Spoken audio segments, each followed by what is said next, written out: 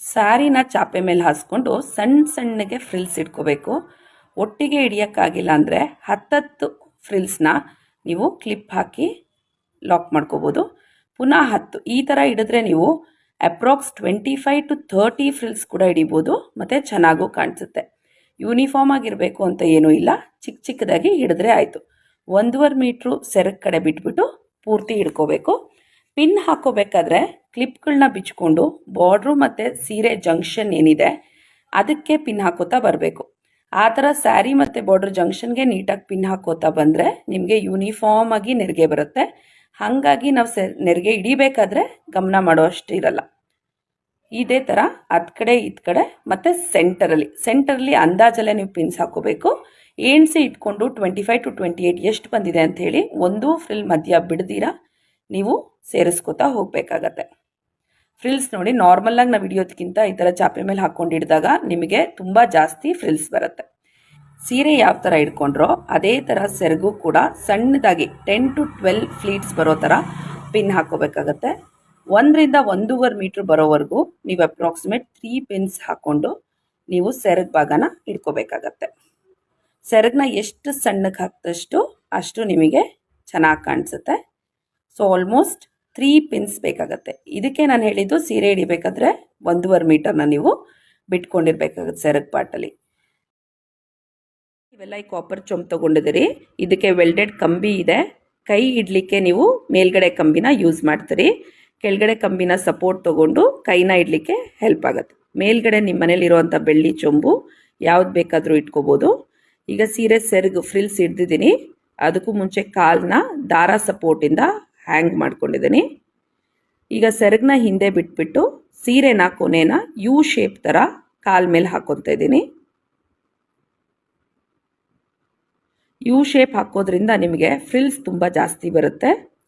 ಸೆರಗು ಹಿಂದೆ ಬಿಟ್ಟಿರೋದು ಕನ್ಫರ್ಮ್ ಮಾಡಿಕೊಂಡು ಈಗ ಏನು ಮಾಡ್ತೀನಿ, ಸೆಂಟರ್ 2 ಫ್ರಿಲ್ಸ್, ಕೆಳಗಡೆಯಿಂದ ಸೆಂಟರ್ 2 ಫ್ರಿಲ್ಸ್ನ ಜೋಡಿಸ್ಕೊಂಡು ಆದಷ್ಟು ಟೈಟಾಗಿ ಲೆವೆಲ್ ಎಲ್ಲ ಚೆಕ್ ಮಾಡಿಬಿಟ್ಟು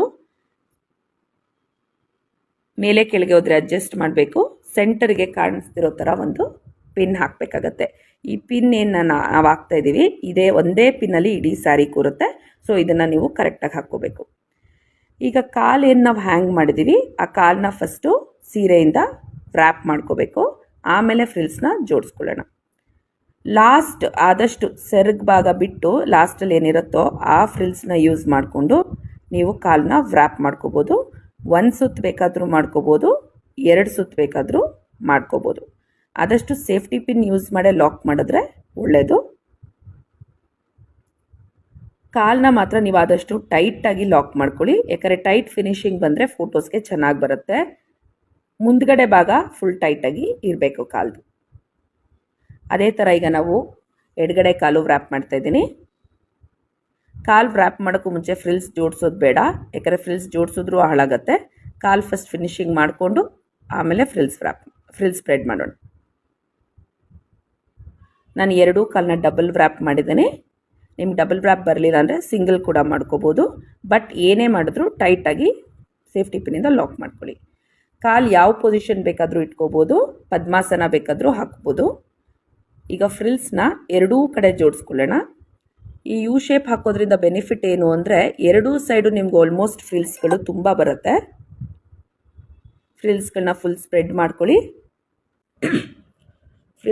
ಫುಲ್ ಸ್ಪ್ರೆಡ್ ಆದಮೇಲೆ ತುಂಬ ಚೆನ್ನಾಗಿ ಕಾಣಿಸುತ್ತೆ, ಯೂನಿಫಾರ್ಮಾಗಿ ಕಾಣಿಸುತ್ತೆ. ಈಗ ಕಾಲನ್ನ ಪೊಸಿಷನಿಂಗ್ ಕೊಟ್ಕೊಳ್ಳಿ.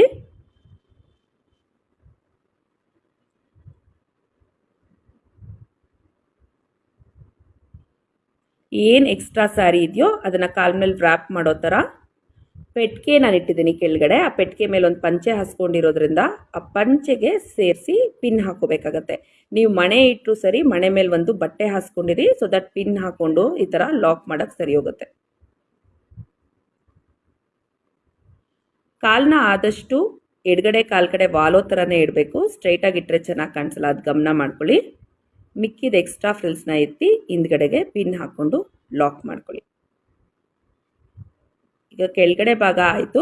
ಮೇಲ್ಗಡೆ ಭಾಗಕ್ಕೆ ಕೈ ಇಟ್ಟು ಹೇಗೆ ಲಾಕ್ ಮಾಡೋದು ಅಂತ ನೋಡೋಣ. ಕಾಲು ನಿಮ್ಗೆ ಇನ್ ಕೇಸ್ ಕೂತ್ಕೊಳ್ಳಿಲ್ಲ ಅಂದರೆ ನೀವು ಸೂಜಿ ದಾರ ತಗೊಂಡು ಪಾದಕ್ಕೂ ಮತ್ತು ಇನ್ನೊಂದು ಕಾಲು ಮಂಡಿ ಜಾಗಕ್ಕೂ ಹೊಲ್ಕೋಬೋದು.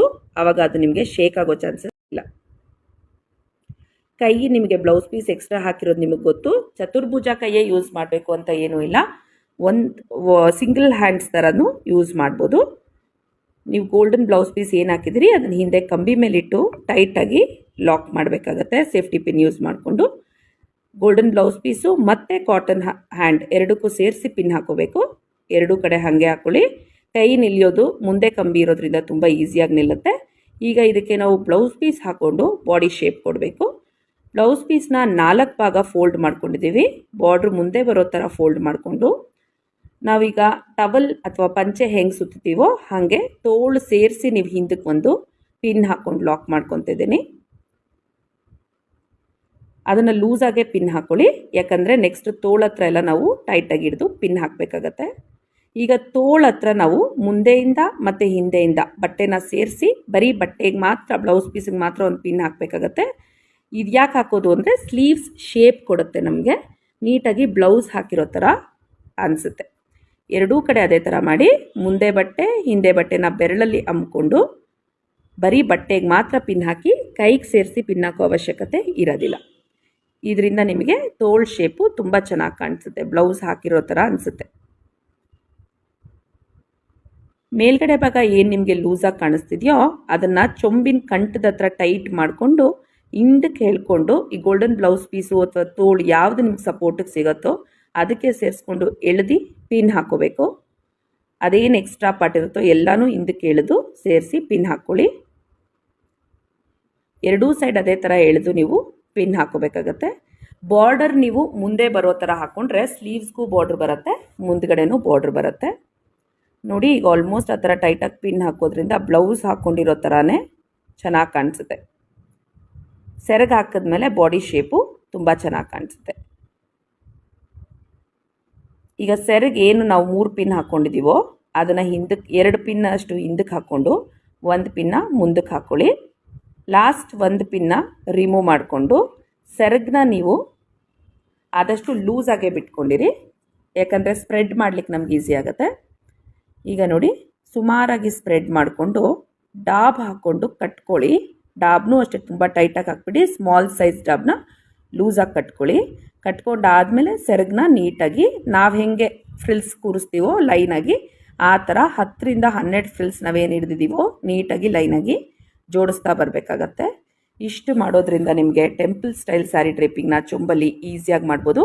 ಕೆಳಗಡೆ ಭಾಗ ಚೊಂಬನ್ನ ಆದಷ್ಟು ಸ್ಯಾರಿ ಸೆರಗಿಂದಾನೇ ಕವರ್ ಮಾಡಿ, ಆವಾಗ ಹೊಟ್ಟೆ ಉಬ್ಬು ಥರ ಅನಿಸಲ್ಲ ನಿಮಗೆ.